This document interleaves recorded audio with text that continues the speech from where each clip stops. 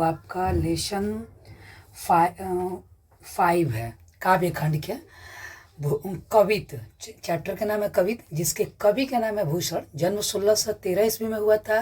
कहाँ जी? उत्तर प्रदेश के कानपुर जिले के तिकुआपुर गांव में। तिकुआपुर गांव में।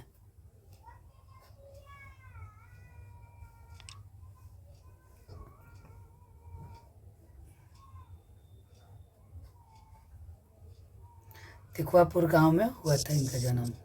ठीक है। पिताजी के जो नाम था इनका रत्नाकर त्रिपाठी था। रत्नाकर त्रिपाठी।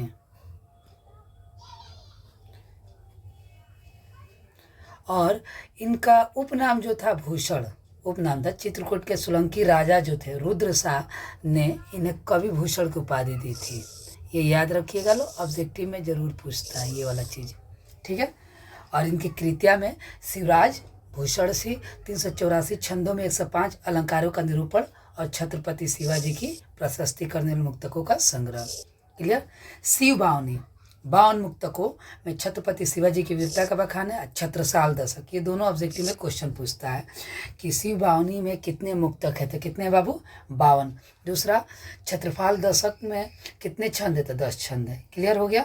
इसके बाद से हम लोग आएंगे तो सबसे इम्पोर्टेंट चीज़ जो है वो आप लोग को हम बता दें,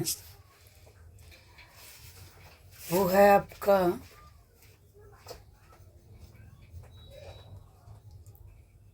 भूषण हिंदी कविता में रीतिकाल के एक प्रसिद्ध कवि हैं, जिनकी हिंदी जनता में बहुत सम्मान भी है।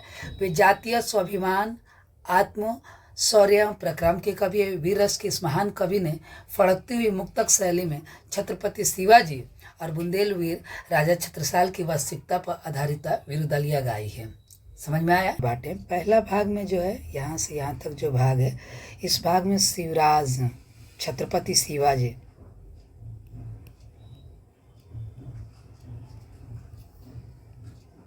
शिवाजी के वीरता का बखान किए हैं। उनके बारे में बताएं कि किस तरह से जो है आपके कि शेर शिवाजी दुश्मनों को हराए थे। पहला लाइन लिखा है कि इंद्र जिमी जंब पर बाढ़ो जेव अम्ब पर, रावण सदम पर रघुकुल राज है। जिस तरह इंद्र के जिमी जंब पर और बाढ़ो जेव अम्ब पर, तो बाढ़ो जेव अम्ब जो लिखा है बाबू, बाढ़ो जेव अम्ब पर, तो बाढ़ो का मतलब होता है समुद्र के आग, अम्ब में होता है जल, यानी समुद्र के आग पर किसका जी?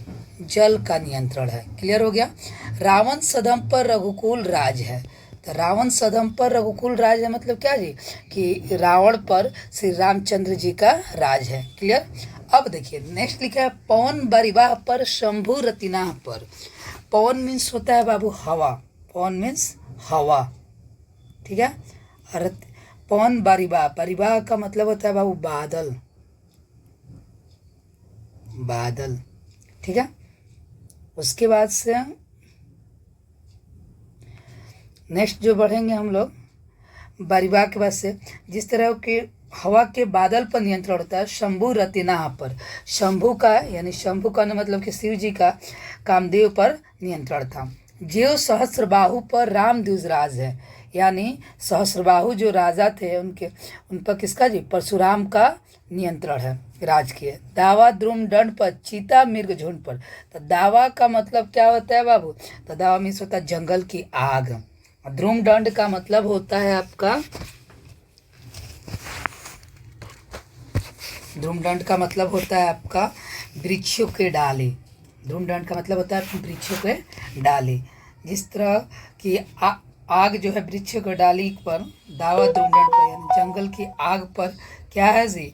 वृक्षों की डाली पर, चीता मृग झुंड पर, चीता मृग झुंड पर यानी चीता जो है हिरणों के झुंड पर राज करता है। भूषण वितुंड पर जैसे मृगराज है। भूषण बता रहे कि हाँ वितुंड जो है हाथी होता है, ज़्यादा हाथी, सभी हाथियों पर मृगराज यानी सिंह का राज है। तेजतम अंश पर कान्हा जिमी कंस पर, तेजतम अंश पर कान्हा जिमी कंस पर, यानी कंस पर किसका कंट्रोल है जी? किसने विजय प्राप्त किया जी? कान्हा यानी कृष्ण जी ने। यौ मलेच्छ वंश पर शेर शिवराज है। उसी प्रकार मलेच्छ पर यानी औरंगजेब हो गया चाहे और भी दुश्मनों पर शेर शिवाजी का राज चलता था। तो ये पहला भाग जो है बाबू आपका शेर शिवाजी का है। दूसरा जो है आपका बाबू लिखा है कि निक्सत म्यान, इसमें जो है खास करके जो वर्णन किया गया है, देखिएगा लो, हम कलर थोड़ा सा चेंज कर रहे हैं ताकि समझ में आएगा। इसमें जो है आपके व्याख्या जिसका किया गया वो बुंदेल के राजा छत्रसाल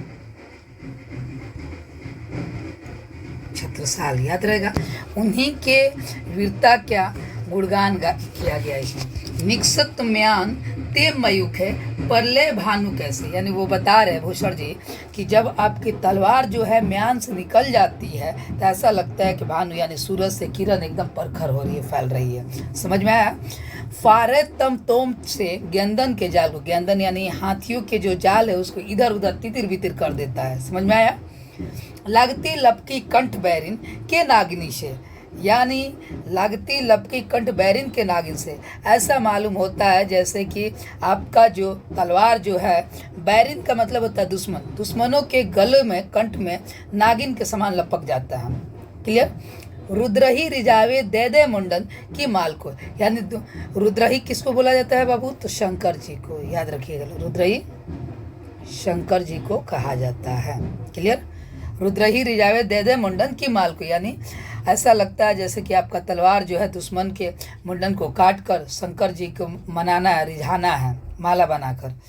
लाल क्षितिपाल छत्रसाल महाबाहुबली, यानी लाल क्षितिपाल छत्रसाल महाबाहुबली, यानी उन्हीं का छत्रसाल का नाम लिए कि आप लाल क्षितिपाल छत्रसाल महाबाहुबली। कहाँ ले बखान करूँ तेरी करवाल को, करवाल का मतलब होता है बाबू तलवार, यानी कहाँ ले बखान करूँ मैं तेरी तलवार को। क्लियर हुआ बा। हमको उम्मीद है कि आप लोग को अच्छे ढंग से समझ में आ गया होगा। ये जो पोएम है दो भाग में बांटा गया, ये कविता एक में है शिवाजी के वीरता के बखान किया गया, दूसरा में छत्रसाल के वीरता के बखान किया गया। जय हिंद, जय भारत।